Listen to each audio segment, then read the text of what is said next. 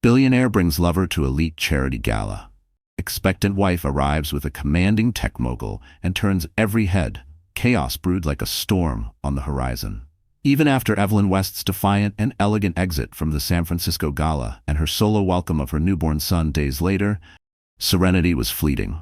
Whispers of corporate sabotage, personal vendettas, and hidden alliances clung to her every move. Meanwhile, Julian fumed in silence, weighed down by guilt and unsaid apologies, as his grip on the West Tech legacy weakened with each passing day. And as for Giselle, her polished facade began to crack under the pressure of gossip columns and internal unrest. No one could have foreseen the intricate mess of lies and revenge that would unravel in the wake of their public downfall and private despair. Now, the real war for justice and second chances would ignite. Morning sunlight spilled through the hospital room's tall windows, bathing Evelyn's weary face in soft warmth as she held her infant, Michael James West. Only a few days old, he was a fragile symbol of resilience in the chaos that had consumed her world. Beyond the walls of her room, the press spun theories. Had Julian even come to meet his son? Would Evelyn still reside at the West family estate? And where did Damian Cole, the discreet yet influential CEO, fit into this maze of betrayal and power plays? Natalie Pierce, Evelyn's loyal confidant and longtime publicist, stood quietly at her bedside, scrolling through her phone. "You're looking better," she noted, spotting a faint flush returning to Evelyn's cheeks. Evelyn gently traced her thumb along Michael's tiny cheek. "He gives me strength," she whispered, "even when everything else is chaos." Natalie gave a knowing nod. "Julian's lawyer reached out," she said cautiously. "They're flagging possible custody issues. Seems like he wants to discuss an agreement, but they're being vague." Evelyn's eyes hardened with a flicker of pain. "Negotiate? He's barely been here since Michael was born, and now he wants to bargain for rights?" Natalie softened her tone. "It doesn't necessarily mean he'll push for a messy custody fight, just that he's opening the door." Evelyn let out a quiet breath and looked down at her sleeping baby. A courtroom battle was the last thing she wanted, especially now, but she knew Julian too well. She could already feel the subtle moves being made. "I'll deal with that later," she said, placing a gentle kiss on Michael's forehead. "Right now, I just need peace." Her phone buzzed. It was Damian Cole. She glanced at his message. "How are you and the baby holding up? Let me know if you need anything. Anytime." The warmth in his words settled over her like a soft blanket. She typed a brief reply. "Thank you. We're safe and resting." She didn't want to rely too much on Damian, but his quiet, constant support had become a lifeline in the chaos. The next day, Evelyn was discharged from the hospital. Natalie insisted on driving her back to the West estate, while a private nurse sat in the back seat keeping an eye on Michael. The sprawling San Francisco property loomed as they pulled into the private drive. Evelyn glanced up at the familiar columns and wide windows, remembering the times she used to walk through those doors with pride, back when life had felt intact. "You sure you want to stay here?" Natalie asked gently, cutting the engine. "It's not too late to look for a more private place." Evelyn looked toward the nurse beside her. With Michael so young and her own body still recovering, the thought of moving into a new, unfamiliar space felt overwhelming. "For now, I'd rather stay put," she said. "At least I know the staff here. I trust them. I'll decide later if we need to move." Inside, the marble-floored lobby was quiet. Most of the longtime staff had lined up respectfully. Security, housekeeping, even the chef. They offered soft congratulations and warm, subdued smiles for the new arrival. Evelyn felt their empathy, their quiet loyalty, a stark contrast to Julian's absence. She made her way upstairs, Natalie carrying the baby carrier. The nursery had been recently redone, a soothing space of soft grays and blues, plush toys lining the shelves. The crib, beneath a delicate canopy, looked like a safe harbor. As she gently laid Michael down, Evelyn felt a wave of fragile comfort. "At least my child has a place of peace," she thought, "even if the rest of this home is filled with ghosts." Down the hall, Julian's office door was slightly ajar, but he was nowhere in sight. In the back of her mind, she braced for the inevitable confrontation. It came sooner than expected.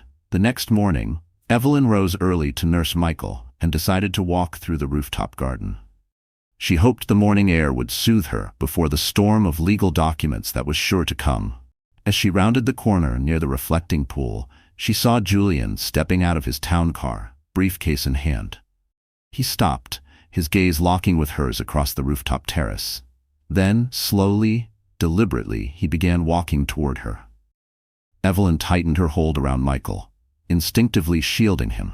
"You look well," Julian said stiffly, his hands buried in his coat pockets. His eyes flicked down to the baby. "How is he?" Evelyn looked down at Michael's peaceful face, still asleep in her arms. "He's perfect," she answered, though her throat ached from holding back everything else she wanted to say: betrayal, exhaustion. She ignored the tight knot of anger and sorrow building in her chest. "He's all I need right now." Julian nodded slowly, swallowing. "I'd like to see him," he said, more quietly. "Just privately." Evelyn studied his face. For all his failures, Julian was still Michael's father. She didn't trust him, but she also couldn't erase him. Not yet. Not for Michael. Cutting him out completely could have unintended consequences. She nodded toward a nearby bench tucked under a lattice of ivy-covered steel. "All right, but just for a few minutes. I don't want him upset." They sat in silence. Carefully, Evelyn placed the swaddled infant into Julian's arms. His fingers trembled slightly as he took the child, a flicker of something, shame, awe, crossing his face. His expression shifted, softened, with an almost reverent awe she hadn't seen in him in a long time. "He looks like you," he murmured. The silence between them stretched, heavy but not entirely hostile. Julian gently rocked Michael, then cleared his throat. "I need to apologize," he said, voice unsteady. "Things spiraled. I didn't mean to hurt the company or you. I lost control." Evelyn's nails dug into her palm. The apology sounded rehearsed, but the crack in his voice gave her pause. Her heart pounded harder in her chest. "If you're really sorry," she said calmly, "then do what's right for Michael. End these ridiculous headlines. Stop letting Giselle drag everything into chaos." Julian's grip tightened around the baby. "Giselle's not the source of every problem," he said defensively. "She's complicated, yes, but I can handle her." "You can't even handle yourself," Evelyn snapped, her voice low but cutting. "While you were playing house with a walking PR disaster, I was bleeding in a hospital room, alone." A bitter laugh nearly slipped from Evelyn's lips. "You've already lost half the board's confidence. Your name is tied more to scandals and club fights than anything philanthropic. If you really care..." "I'm here, aren't I?" Julian snapped, raising a hand. "I'm trying to make things right." Evelyn watched him carefully.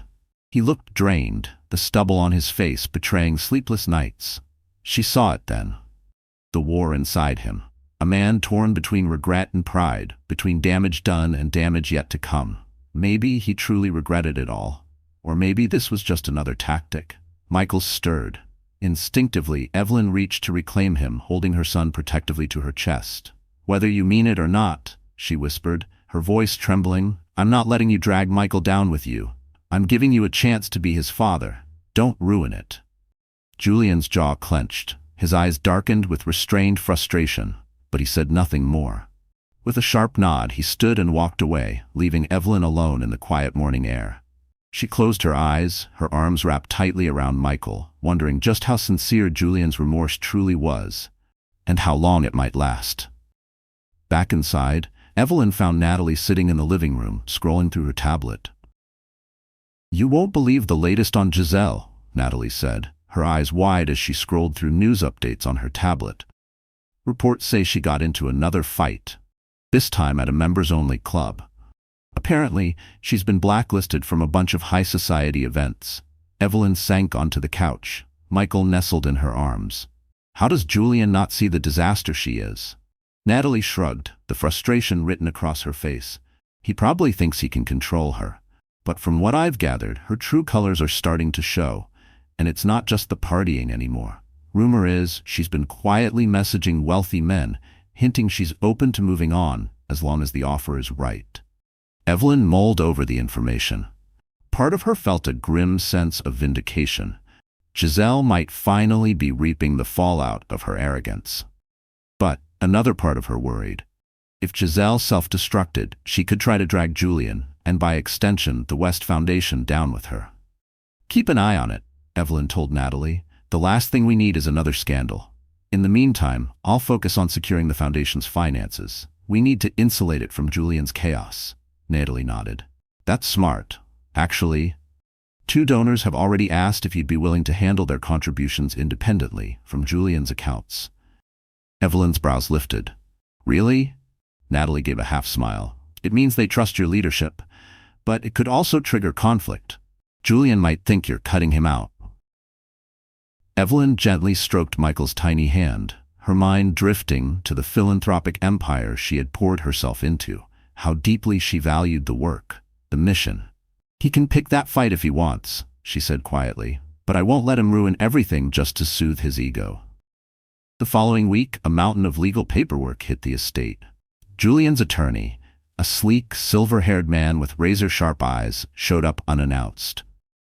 Evelyn insisted Natalie stay present, along with her own lawyer, Catherine Choi, a sharp-witted strategist who had helped structure the West Foundation's biggest deals. They gathered in the formal library, its walls lined with dark walnut shelves that once symbolized Julian's aspirations. Now the space felt like a mausoleum of broken vows. Julian's lawyer slid a thick envelope across the table. We're proposing a formal custody agreement, he said, his tone smooth, rehearsed. Mr. West is requesting partial custody, weekends at minimum, and a rotating schedule for holidays. Her heart pounded. He's barely been around Michael since he was born. Evelyn stated firmly. And what about the environment he's planning to take him into? Giselle's outbursts, the paparazzi camping on their doorstep, none of that is safe for a newborn. Julian's attorney gave a tight, polished smile. My client will ensure the child's well-being at all times. Any negative media involving Miss Thorne is speculative at best. Catherine, Evelyn's attorney, responded smoothly. My client's priority is to shield her son from instability and public spectacle, especially at such a vulnerable age. We're proposing supervised visits, she continued, until Mr. West can demonstrate a stable home life. The room stiffened with tension. Julian's lawyer leaned forward, folding his hands together. That would be humiliating to my client. It paints him as an unfit father. Evelyn's eyes flared. He hasn't shown me anything to prove otherwise. I'm not trying to keep him from Michael, but I won't risk my son's safety or peace of mind. The negotiation went back and forth, voices calm but edged. After lengthy discussion, they landed on a temporary agreement. Julian could visit Michael at the West estate, under Evelyn's supervision. They would revisit the terms once the baby was older. Julian's attorney left with a curt nod, warning that a more formal legal challenge might follow if Evelyn refused to compromise in the future. Once the room was quiet again, Evelyn sank into the nearest chair, eyes shut, utterly drained. I never wanted this, she murmured to Catherine and Natalie. I always thought Julian would be better. Natalie placed a comforting hand on her back. I know, but right now, it's about protecting you and Michael. Catherine stood, gathering her paperwork. I'll file everything in court. In the meantime, be cautious. Julian may escalate things. While Evelyn grappled with custody negotiations, Damian Cole made discreet outreach to the West Foundation. One quiet afternoon, Evelyn received a call from him directly. Evelyn, he said, warmth in his voice, how are you and the little one holding up? We're managing, she replied, a soft smile creeping in despite the exhaustion. Michael's a handful, but every moment matters. I'm glad, Damian said sincerely. Actually, I wanted to talk about a potential partnership. My board at Cole Innovations is preparing to launch a line of pediatric medical software. If we partner with the West Foundation, we could scale these services dramatically. Evelyn's heart lifted. The vision he was describing, reaching underserved children with cutting-edge care, was the kind of work that reminded her why she fought so hard to protect the foundation. That sounds incredible, Evelyn said, her voice steady but cautious. But we have to move carefully. Julian still technically holds some authority over the foundation. If he thinks I'm making big moves without his involvement, it could trigger legal or financial pushback. Damian paused. I understand. Maybe I can arrange a meeting with both of you. I'll focus on the mission of the foundation. That way, he won't feel excluded. Evelyn's stomach tensed. The thought of sitting across from Julian again, of pretending things were normal while resentment simmered beneath the surface, felt like walking a tightrope over glass. The idea of a joint meeting with Julian tugged at Evelyn's nerves, but the potential benefits were too important to ignore. "Set it up," she agreed, forcing the words past the knot in her throat. "I'll do my best to keep things professional." The next day, a meeting was arranged at Cole Innovations' sleek headquarters in downtown San Francisco. When Evelyn arrived with Natalie, she found Julian already seated in a glass-walled conference room, tapping his fingers rhythmically on the table. Giselle was notably absent, a small relief. Damien greeted them with calm, polished professionalism. He launched into a detailed presentation of the new pediatric medical platform, highlighting how a partnership with the West Foundation could revolutionize access to children's healthcare services. As he spoke, Evelyn's eyes brightened. It was more than numbers and charts. It was hope. A rare, concrete way to make a difference. A legacy she could believe in. Julian remained mostly silent throughout the presentation, but each time Damien addressed Evelyn directly, Julian's jaw visibly tightened. His eyes narrowed slightly, unreadable, but full of quiet calculation. Finally, during the Q&A portion, Julian broke his silence. "So, what exactly are you proposing?" he asked coolly. "A full merger of philanthropic efforts? Or do you just want to use our name for PR?" Damien didn't flinch. "This is a genuine collaboration. The West Foundation's reach is significant, and I believe in Evelyn's vision. This synergy would benefit everyone involved." A beat of tension passed. The word vision seemed to hang in the air, vibrating between them like a fault line. Evelyn felt a flicker of defiance. "My vision," something Julian once supported, but had slowly dismissed over time. "This could restore trust in the foundation," she added, keeping her tone diplomatic.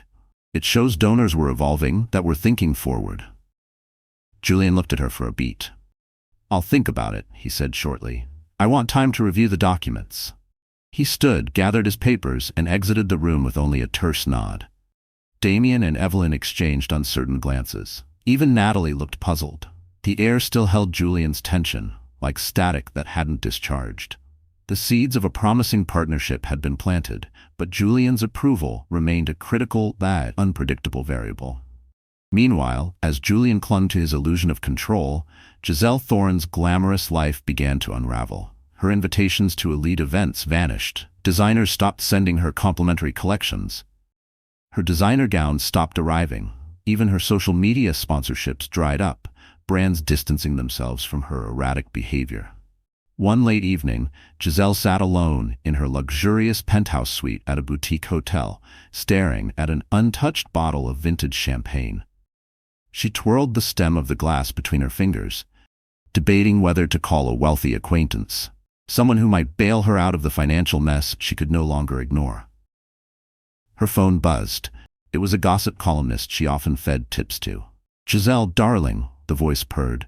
"Any updates on Julian? Word is he's crawling back to Evelyn now that there's a baby. Are you two even still together?" Giselle's jaw tensed. "We're fine," she lied smoothly, forcing a chirpy tone. "He's just focused on the foundation. We're planning a getaway soon." "Ooh, hope that means a private island," the columnist giggled. "Keep me in the loop, sweetie." The call ended. Giselle tossed the phone onto the velvet couch, her eyes fixed on the city lights shimmering beyond the window. She had staked everything on Julian's power, believing she'd be one half of a dazzling power couple, but now she was on the sidelines. He no longer gave her attention. Rarely stayed the night. Always citing foundation work or the backlash in the press. A fury took hold of her. Evelyn took everything. His respect, his image, the future that should have been mine. Then, she thought of one final card she still held. Secrets Julian had let slip in confidence. Shady financial moves, risky alliances. At the time, he had spoken with casual bravado. But if the press caught wind of those skeletons, Julian's barely holding reputation would crumble. She hesitated. Blackmail might buy her a temporary solution, but it could also destroy any future she hoped to salvage with him. Still, doing nothing meant disappearing into irrelevance, something she refused to accept. Despite Julian's disengagement from Cole Innovations, the partnership talks continued. Damien arranged a second meeting, inviting both Julian and Evelyn to a high-profile fundraiser held at a skyscraper in San Francisco. The event targeted elite donors who could help bring the pediatric healthcare initiative to life. Evelyn arrived in a sleek black cocktail dress, her first evening out since giving birth. Her nerves fluttered, but she had left Michael in the care of the estate's most trusted nurse. Julian arrived shortly after, immaculate in a tailored navy suit. His expression was reserved. As they stood side by side, preparing to take the stage, a strange wave of nostalgia swept through Evelyn. We used to do this together, Evelyn thought. Presenting a united front used to be effortless. Now, standing beside Julian on stage, the atmosphere between them felt tight, strained. Damian Cole introduced them to the crowd as two visionary leaders united by a shared passion for children's healthcare. Evelyn caught Julian offering a polite nod during the introduction, but the subtle tension in his jaw betrayed lingering irritation, especially when it was her turn to speak. The memory of happier times briefly flashed in her mind, intensifying the sting of the present. Evelyn stepped forward and delivered her speech with quiet conviction. She spoke about the urgent need for investment in pediatric software and facilities. She painted a picture of how technology could close dangerous healthcare gaps in rural communities, how it could save lives. Her words resonated like a call to arms, every syllable laced with a promise of hope. The applause that followed was warm and sincere, a reflection of her growing credibility. In that moment, the clapping felt like a balm on her wounded pride. Julian followed with a short but effective talk focused on funding streams and operational logistics. For a moment, Evelyn glimpsed the man she used to know, confident, articulate, aligned with her vision.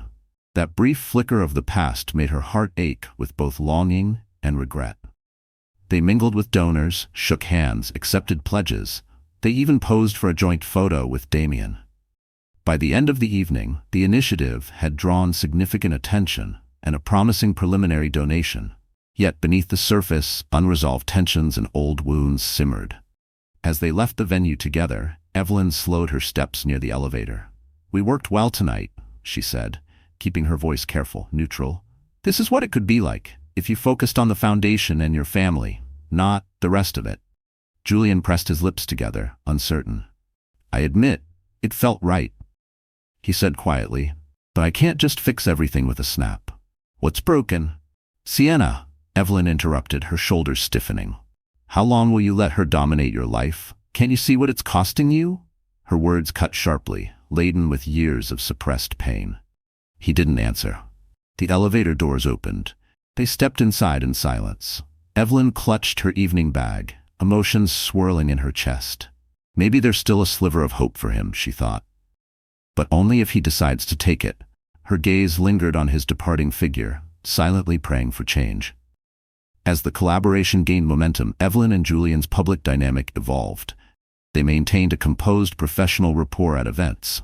But behind closed doors, tension lingered, especially when the topic drifted to Giselle or the custody agreement. Late-night conversations were filled with unsaid words and heavy silences. Evelyn allowed Julian supervised visits with Michael twice a week. Either Natalie Pierce or a trusted member of the estate staff was always present. Despite the guarded structure, Julian appeared committed. He brought little toys, rocked Michael to sleep, and sat quietly during fussy spells. In those tender moments, a quiet transformation stirred within him. "Maybe fatherhood's changing him," Natalie said one afternoon, watching from a window as Julian left the building, head bowed slightly. He had just spent nearly an hour soothing Michael through a difficult bout of colic.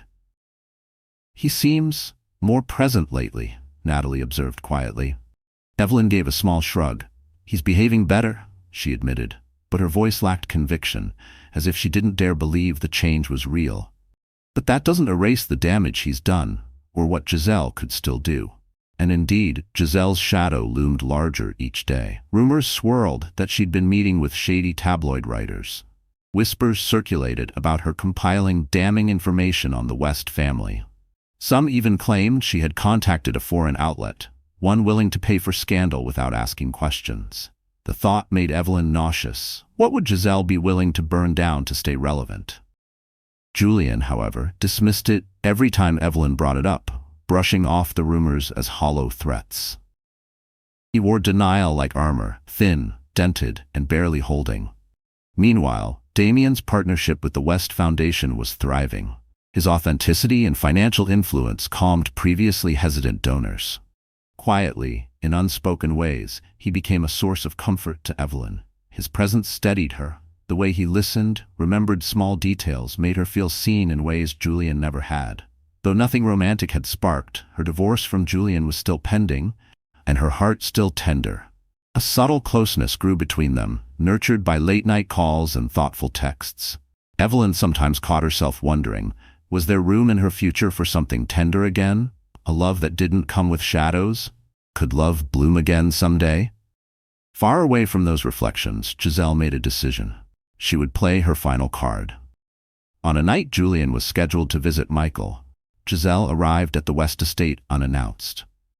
She slipped through security easily, still in possession of a personal access key Julian had once given her. He had never thought to change the locks. Another careless mistake. She found him in the foyer, about to head upstairs. He froze.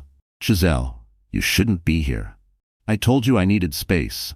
Her heels echoed sharply on the marble floor as she approached. "Too bad," she said, folding her arms. "We need to talk."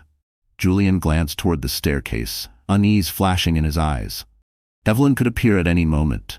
The tension thickened, like smoke before a fire. He quickly ushered Giselle into a side sitting room, closing the door behind them. "Make it quick," he hissed. Giselle flipped her hair over one shoulder, laughing coldly. "Look at you, acting so noble, so above it all."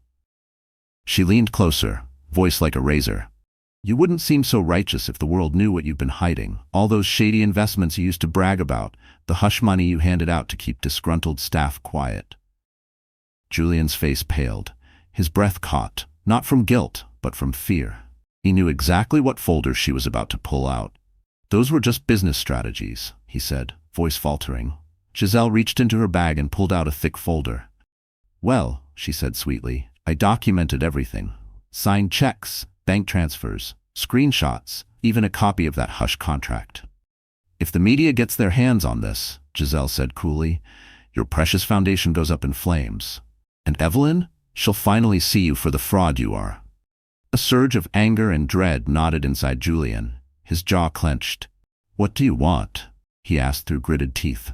"Financial security," she replied flatly. "Enough to live comfortably. Keep me in the life I'm used to, or I release everything." Julian's fists tightened at his sides. The thought of giving her another cent made his blood boil. The same woman who once purred into his ear now stood before him as a loaded weapon. He resented her now deeply. But the alternative, a media storm that could destroy the West Foundation and undermine even Evelyn's efforts, was too grave to ignore. "How much?" he finally asked, his voice strained. She named a number. He recoiled. "That's absurd," he snapped. Giselle shrugged and stepped closer, voice syrupy with menace. She let her fingers graze the folder like it was a trigger, smiling as if she already owned him. "Consider it a bargain. Once I'm set up, I'll vanish. You can pretend I never existed." Julian's thoughts swirled. If he refused, the fallout could be devastating, for him, for Evelyn, and for the foundation.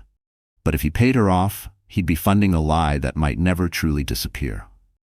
He stood frozen, shaking with fury, aware that he was backed into a corner. The walls felt like they were closing in.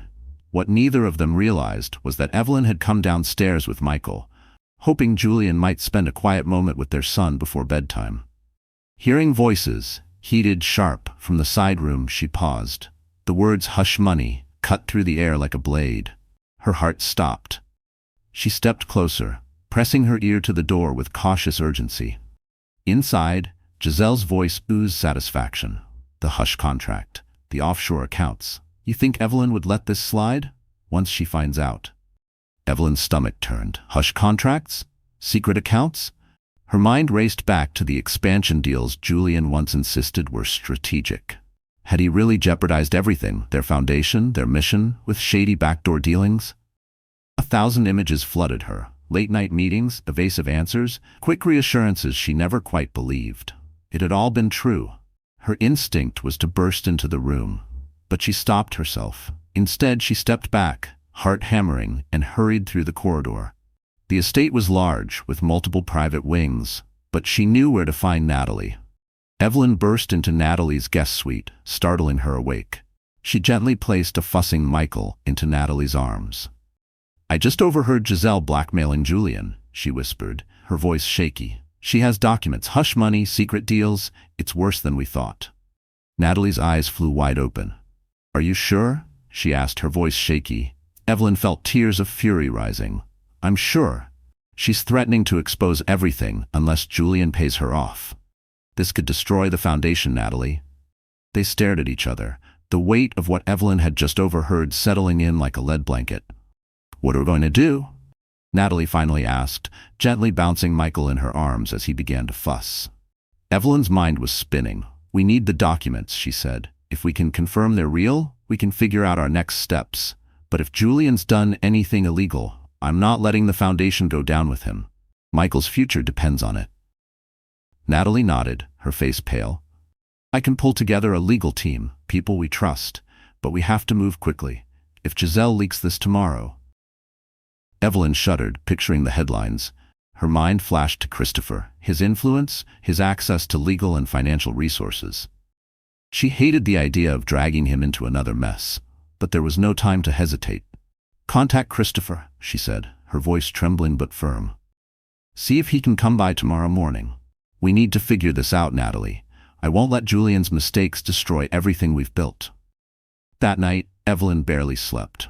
She dozed in a chair beside Michael's crib, jolting awake at every sound. Her dreams were filled with images of betrayal, tabloid headlines screaming West Foundation collapses or Evelyn West named in scandal. She woke with tears in her eyes. By morning, Christopher arrived promptly, dressed casually in a button-down shirt, a signal that he expected a private conversation, not formal business. The seriousness in his expression deepened when he saw Evelyn's red-rimmed eyes. She led him to a quiet reading room, Natalie close behind. A hush settled over them as Evelyn began recounting what she'd overheard. Christopher's face turned grim. "So Giselle has blackmail material on Julian? Documents, hidden accounts, hush money contracts?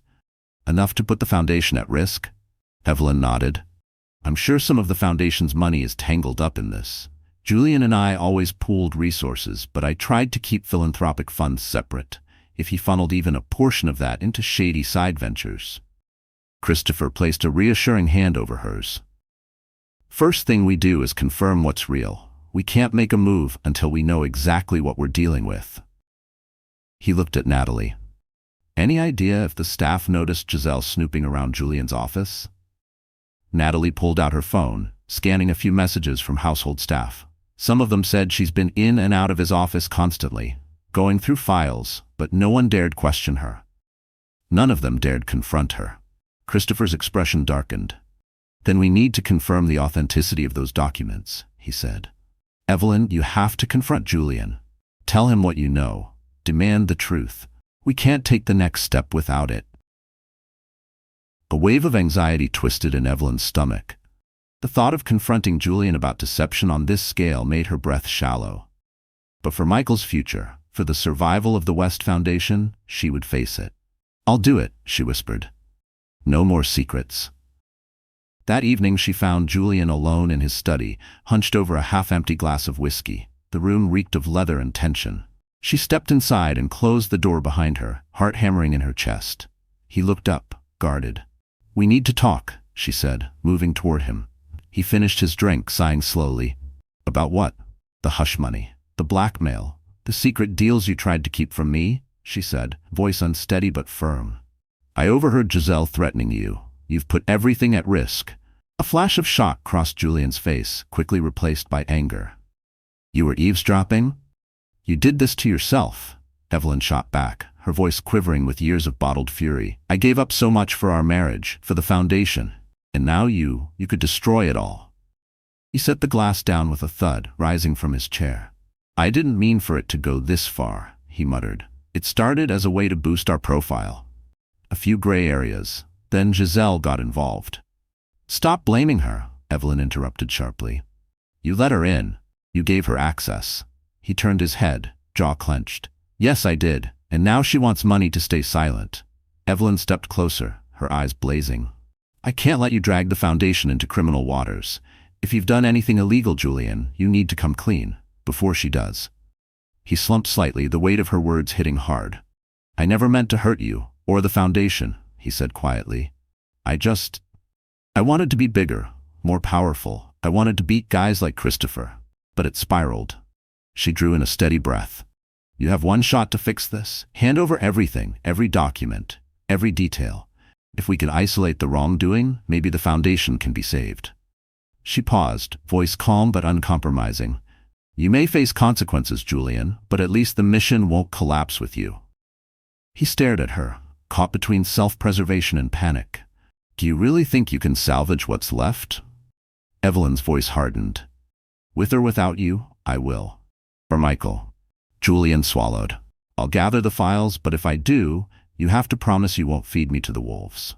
She hesitated, the war between conscience and rage playing out in her chest. "I'll do what's right," she said evenly, "but I'm not protecting you from the consequences of your actions." The next morning, Julian called Evelyn to his study. Papers were scattered across his desk, loose sheets, USB drives, bank printouts. His eyes were bloodshot from a sleepless night. "I pulled together everything I could," he said flatly. "Some of it's borderline, shell companies, questionable donations. Others may be outright illegal. I was chasing growth fast. Giselle knows bits and pieces." Evelyn's stomach nodded as she sifted through the documents. Wire transfers, obscure consultancy invoices. Several trails hinted that some of the West Foundation's funds had been funneled, masked by fake administrative costs. "This is worse than I thought," she murmured. Natalie and Christopher joined them, each reviewing the material meticulously. Christopher's brows drew together as he examined a series of flag transactions. "If these are donor funds redirected into private ventures," he said grimly, "you're staring down serious fraud charges." Julian sank into his chair, fiddling nervously with his cufflinks. "I know that now. I'll do what I can to fix it. But Giselle still has her copies, and she could leak them at any time." Natalie looked up from a spreadsheet. "If we go public first, admit the mistakes, and promise full transparency, her leverage weakens." Evelyn chewed her lip. "But that also means public humiliation. The Foundation's name. My name." Christopher placed a steady hand on her shoulder. "Transparency might be the only way to protect the Foundation long term. If we frame it as internal mismanagement you're now correcting, it positions you as a responsible leader. Julian," he added, "you'll still take the fall, but you'll be taking responsibility too." Julian exhaled shakily. "I'll do it. I can't let everything fall apart." He looked at Evelyn. "For Michael," she gave a short, firm nod. "We'll plan a press conference, full disclosure, immediate corrective steps. After that, Giselle's threat means nothing." They spent the rest of the day drafting statements, preparing for media fallout, and outlining key talking points. Diana Nguyen, Evelyn's lawyer, joined by speakerphone. Diana continued to guide them through legal risks and implications, and by the end of the day, they had a plan. Risky, but potentially their only path forward. Yet reality rarely obeys even the best-laid plans. The very next evening, as the group finalized details for the press conference, a scathing article exploded onto a major gossip site. It exposed fragments of the West Foundation's questionable financial history, just enough to ignite scandal, but not enough to reveal the full truth. The source was listed as an anonymous insider, but the tone, the phrasing, it reeked of Giselle. Each word felt sharpened with intent. It wasn't just exposure. It was vengeance, dressed in clickbait. Phones lit up in a frenzy. Donors called in a panic. Journalists demanded interviews. Social media churned with suspicion and outrage. Had charitable donations been misused? Was Evelyn complicit? Evelyn felt a wave of nausea wash over her as she stared at the article on her phone. The ground beneath her seemed to tilt. All the careful planning, the restraint, it had all been one step too late. "She beat us to it," she whispered, her voice trembling. "But only halfway. We still have a chance to own the narrative, if we act now." Diana, still on speakerphone, agreed. "You have to go fully transparent, immediately. Otherwise, it looks like you're reacting to the leak, not leading with accountability."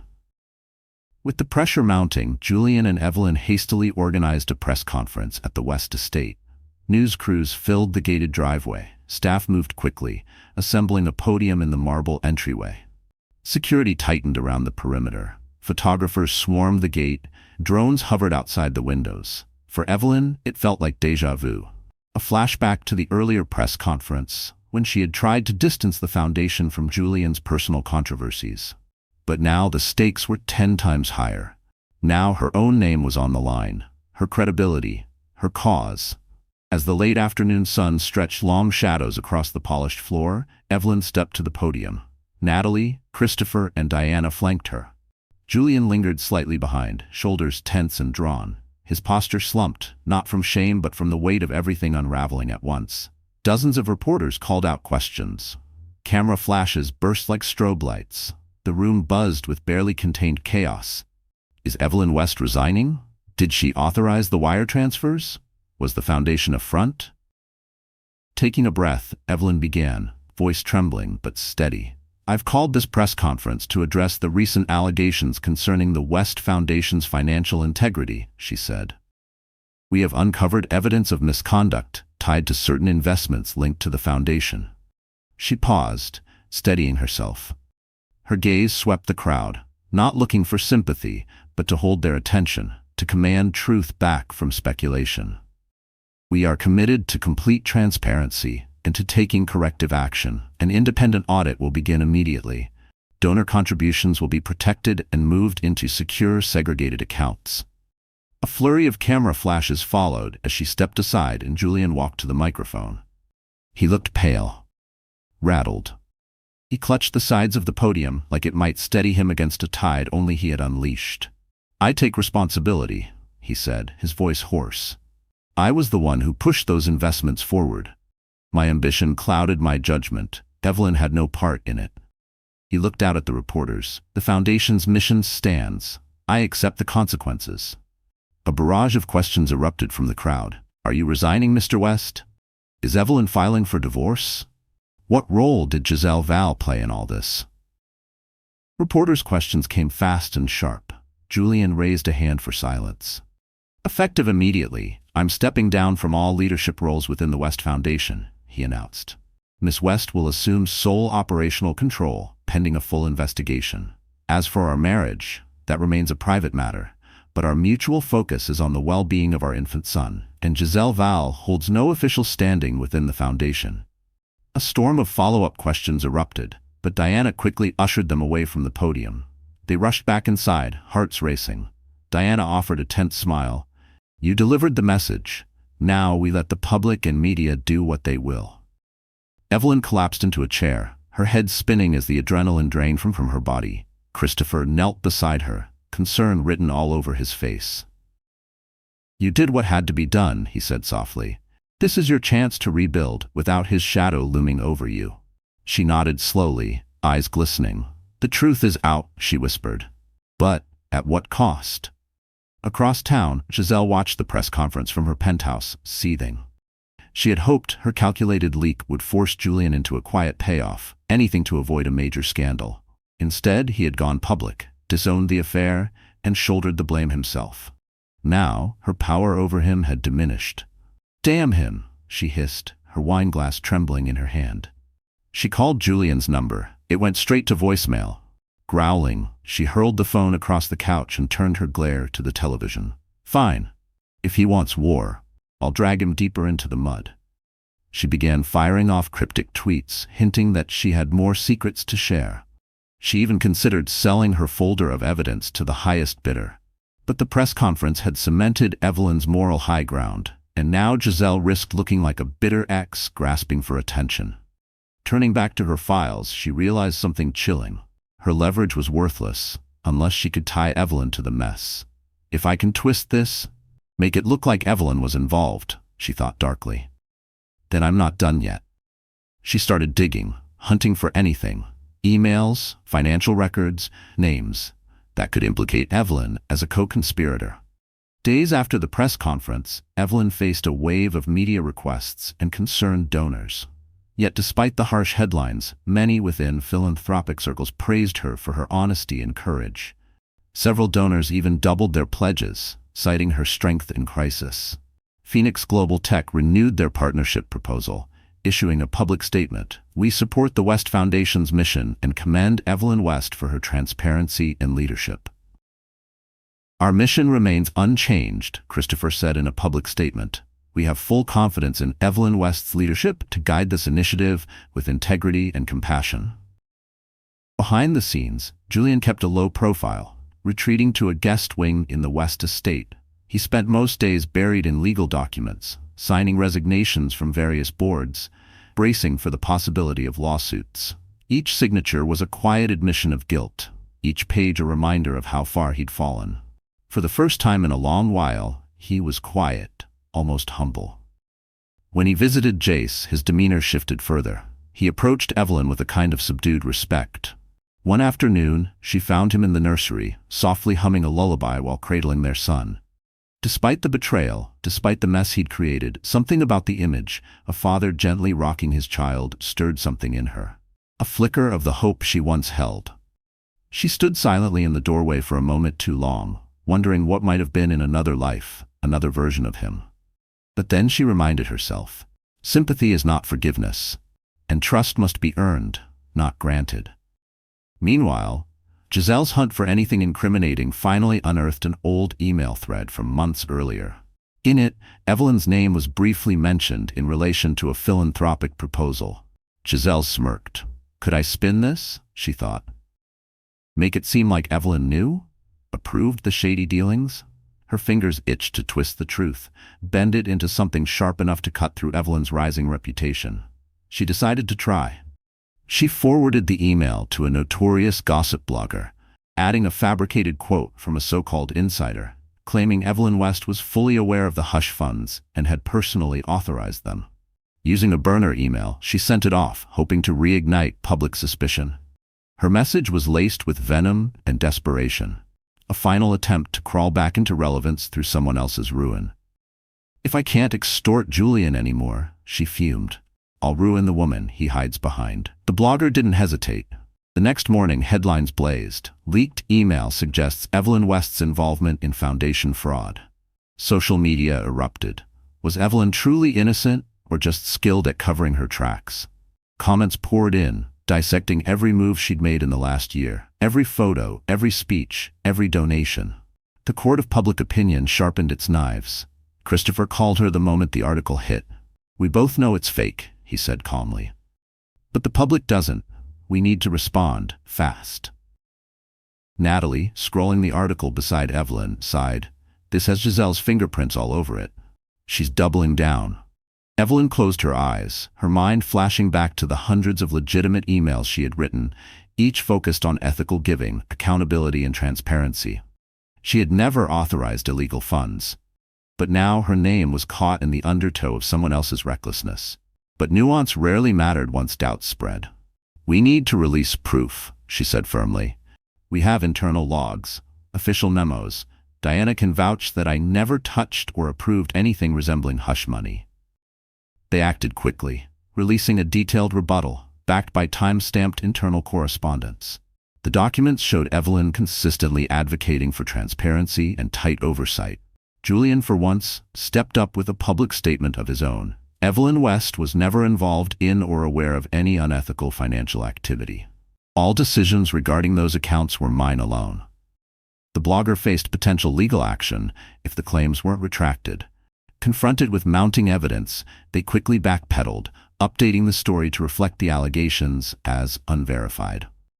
Though the firestorm began to die down, Evelyn's nerves remained on edge. Giselle won't stop, she muttered to Natalie. Not until she's destroyed everything, or squeezed out one final payoff. But Giselle's usual weapons were failing her. Julian had cut her off completely. She was blocked from the West estate. The fabricated scandal around Evelyn had fizzled. Desperate, Giselle stormed into the lobby of Stratos Tech one afternoon, determined to confront Christopher directly, hoping to shake loose some hush money, or at the very least, stir more trouble. She claimed she had explosive information on both Julian and Evelyn. Security prepared to remove her, but when Christopher heard her name, he chose to meet her in a private conference room. Giselle sauntered in, flipping her hair confidently. I have evidence, she announced, eyes gleaming. Enough to ruin Julian, and maybe Evelyn too, if you don't help me. Christopher folded his arms. I'm already aware of your smear campaign against Evelyn, he said calmly. It's baseless. And if you truly have concerns, you're welcome to speak to our legal counsel. Giselle's demeanor shifted. She pouted. Come on, Christopher. Don't you want to protect her? If you don't pay me, who knows what the press might run with next? His expression hardened. You've underestimated Evelyn. She already survived one fabricated scandal, and I won't be extorted. Leave, Miss Leclerc, before we involve law enforcement. Giselle's mouth dropped open, her confidence unraveling. Security stepped in, and Christopher coolly nodded for them to escort her out. As she was led through the sleek glass lobby, curious employees turned to watch the once famous socialite being removed without ceremony. Rage flared in her eyes, but beneath it shimmered something worse. Desperation.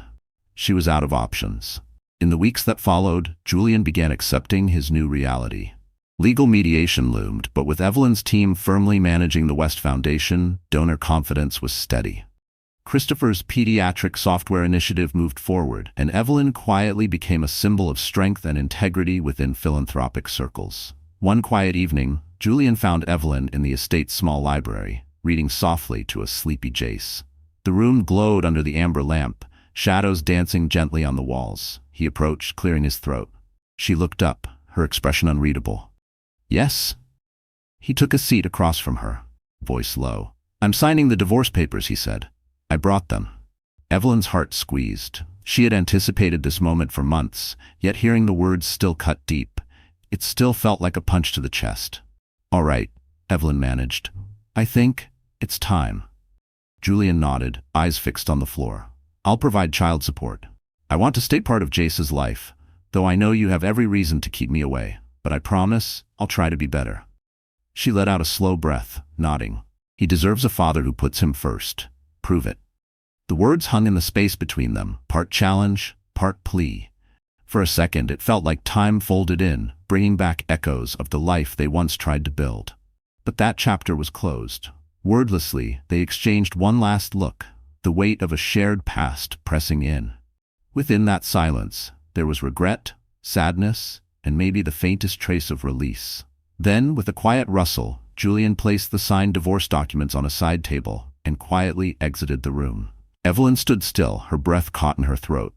Only when the door clicked shut did she let the tears fall. Silent, swift, private. It wasn't just an end. It was an exhale she'd been holding for years. Days blurred into weeks. The legal end of Evelyn's marriage became little more than a quiet footnote, overshadowed by the highly successful launch of the West Heart Pediatric Initiative. With Christopher's support, new pediatric centers were being developed in underserved communities, each equipped with state-of-the-art software designed to transform children's health care. At the West Estate, Evelyn no longer missed Julian. She had moved out of the master suite and into a smaller, sunlit guest room, one that felt wholly her own. There were no ghosts in this room, only fresh beginnings and the sound of Jace's morning giggles. She threw herself into the Foundation's operations, traveling frequently to meet with donors and hospital partners. Through it all, Jace flourished, loved, protected, and blissfully unaware of the chaos he had once been born into. Christopher visited often, always, of course, under the guise of Foundation business. But over time, their conversations drifted further from boardroom agendas and deeper into personal reflections, punctuated with gentle laughter and quiet moments of connection. He didn't try to fix her. He just showed up. And that, somehow, was everything. Still, Evelyn remained careful. Heartbreak had taught her restraint. And yet, she couldn't ignore the gentle pull between them. One late afternoon, after wrapping up a major donor meeting, Christopher lingered in the estate's garden. He watched as Evelyn cradled Jace in her arms, smiling at the child's infectious laughter. You know, Christopher said softly, I admire your strength. You faced scandal, betrayal, and still found a way to give everything to your son and to this foundation. Evelyn turned toward him, a soft smile on her lips. I didn't do it alone. I had help, from Natalie, the staff, and from you. He stepped closer, something unspoken glowing in his gaze. I'll always be here. If you need me, he said, voice calm and sincere. No pressure, no expectations, just support. Evelyn met his eyes, gratitude blooming in her chest. In the stillness of the garden, beneath the soft rustle of leaves, the possibility of love, genuine and unburdened, shimmered gently in the air. Thank you, Christopher, she whispered. Jace babbled in her arms, as if echoing her sentiment. They both laughed softly, a shared hope flickering between them, the promise of better tomorrows, built on honesty and grace. And in the aftermath of it all, one question lingered. What became of Giselle Leclerc? For a time, she disappeared. Giselle Leclerc slipped from the public eye. Eventually, tabloids reported her abrupt move to Europe, allegedly in pursuit of wealthy patrons who might finance her extravagant lifestyle. Rumors circulated that she attempted to sell her blackmail material overseas, but with Julian's public confession, the documents were worthless. Potential benefactors saw her not as a glamorous insider, but as a dangerous liability. Her former allure had dulled. Her reputation preceded her. Reports trickled in of Giselle drifting between upscale clubs only to be ejected for causing scenes. She burned through her remaining savings in weeks. Then came the final blow.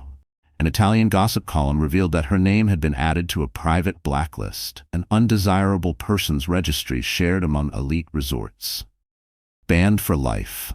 The same cunning that once elevated her now rendered her persona non grata in the world she once ruled. Karma had come, swift and brutal. Months passed. The West estate slowly transformed, no longer a monument to ego, but a home for purposeful giving. Evelyn officially moved into a modest yet elegant house near the Foundation's headquarters, though she retained partial ownership of the estate for fundraising galas and staff housing. Julian continued living in a smaller private wing. He and Evelyn maintained a quiet agreement regarding visits with Jace. Their interactions were cordial, but distant. Through therapy and self-reflection, Evelyn began to heal. She unearthed a version of herself she hadn't known existed, resilient, capable, fiercely protective. The nights no longer echoed with ghosts of lost love, but with the quiet hum of new dreams. In her solitude, she sometimes thought, sometimes you must lose everything you thought you needed to discover the life you were meant to live. Christopher's pediatric software initiative launched in 3 hospitals. The impact was profound. Reduced wait times, improved record tracking, fewer medication errors. Families from underserved communities wept with gratitude for the technology and care they never thought they'd access. Overseeing the Foundation's philanthropic division, Evelyn stood proud. Every time a child's life was changed, she thought back to that night, pregnant and humiliated, when she walked into that first gala, unsure if she'd be accepted, but unwilling to back down. I never imagined it would lead me here, she often reflected. Her bond with Christopher deepened. One evening after a long day of hospital visits, they shared dinner at Evelyn's new home. Jace slept soundly in the next room, lulled by the soft hum of the AC. As she cleared the plates, Christopher approached and gently slid an arm around her waist. "You've built something extraordinary," he said, voice low and full of awe. Evelyn turned toward him, a soft smile playing on her lips. No words were needed. In his gaze, she saw not the shadow of her past, but the light of everything yet to come. Quietly, the scandal, the heartbreak, all of it had tested her. But Evelyn had emerged stronger. "I admire that more than words can say," Christopher said softly. She looked up at him, tears threatening to form in her eyes. "I learned to survive," she whispered. "Because of Jace. Because of the people who believed in me." She paused, heart fluttering. "Because of you too." In the stillness of that moment, they shared a kiss. Gentle, unhurried. A kiss not born of fantasy, but of mutual respect and hard-earned trust. No flashing cameras, no paparazzi. Just a quiet, honest connection. A promise of what might be. And for the first time in years, Evelyn didn't flinch at the idea of what's next. She welcomed it. In the years that followed, the West Heart Pediatric Initiative became a global model for charitable healthcare. Evelyn West's name graced the pages of respected publications, celebrated for her resilience and her brilliance in philanthropic innovation. She was no longer defined by scandal. She was defined by impact. Julian quietly began rebuilding his career, without the reckless ambition that once consumed him. Though he sometimes struggled with Evelyn's new relationship, he placed Jace's happiness above his pride, a late but meaningful sign of growth. He still carried regret, but it no longer guided his choices. Jace did. In hushed corners of philanthropic circles, people marveled at Evelyn's rise, the betrayed wife who had been humiliated on a public stage, only to rise from the ashes and change the world for children in need. But for Evelyn, It was never about redemption headlines. It was about the countless children who now had access to life-saving care, about building a future without secrets, about standing tall as a mother and as a leader. As for Giselle Leclerc, her stardom faded as quickly as it had ignited. Occasional tabloid whispers hinted at schemes, reality TV auditions, and scandalous liaisons with lesser-known socialites. But she never reclaimed the spotlight she had once basked in. Her name became shorthand for cautionary ruin, the price of ego without purpose. She became a cautionary tale, proof that deception might bring temporary glory, but never lasting legacy. And Evelyn, she could finally breathe. The West estate that had once felt like a golden prison no longer confined her. In her new home, she rocked Jace in a cozy chair, thinking back on the maze of betrayal, heartbreak, and transformation. The past was a scar, permanent, but no longer painful. A mark of survival, not of shame. She had built a future on truth, strength, and compassion. And that, she realized, was the ultimate revenge against those who once tried to shatter her. And so ends the whirlwind tale that began with a scandalous gala, a fractured marriage, and a woman forced to find her voice. Through betrayal and grief, Evelyn found her power. She rose beyond deception to build a legacy of hope. For children, for families, for herself. Julian learned at last that love means putting someone else first. Giselle, once sure of her manipulations, faded into irrelevance. And from the ruins, a new love quietly bloomed for Evelyn, one rooted in respect, generosity, and the possibility of brighter days. If this story of resilience, love, and redemption touched your heart, please give it a like, share it with someone who needs inspiration, and subscribe to the channel. Your support brings more powerful stories to life, reminding us that even in the darkest moments, light always finds a way. Thank you for joining the journey. Or was it truly the end? 1 week later, Evelyn arrived at her foundation office early, as usual, coffee in hand, schedule packed, mind calm, until her assistant, Nora, handed her an envelope. No return address. Someone left it at reception this morning, Nora said, frowning. Evelyn opened it absent-mindedly, expecting another proposal draft or thank you letter. But inside was a single photograph. Old, grainy, damaged at the edges, but unmistakably real. Julian, at least 10 years younger, was standing beside a man in a dark military jacket, his face completely scratched out with deep red ink.